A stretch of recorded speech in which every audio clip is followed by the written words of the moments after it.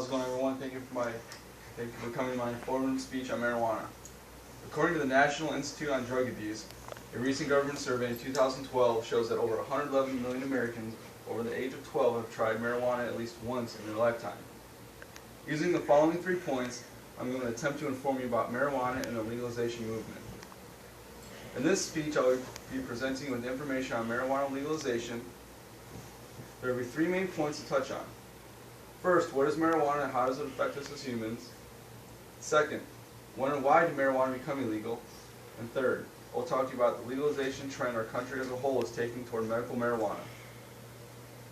What is marijuana and how does it affect us? According to WebMD, an online medical resource, marijuana or cannabis is a naturally occurring plant that contains several psychoactive ingredients, including delta-9 and THC.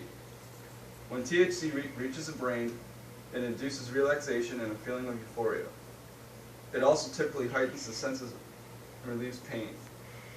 Now that we know what marijuana is, let's look at why and when it became illegal in the United States. When did marijuana become illegal in the United States? According to an article published in Fortune magazine, marijuana has been utilized by human civilization for thousands of years. It has been part of the Western medicine since the 19th century. Starting in the early 1900s, states began outlawing cannabis because it had become associated with violence and psychosis. In 1937, through the Marijuana Tax Act, the federal government effectively outlawed marijuana in spite of objections by the American Medical Association.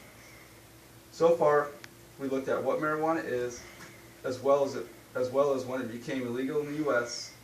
Last but not least, let's look at the current trend for states legalizing marijuana for medical purposes.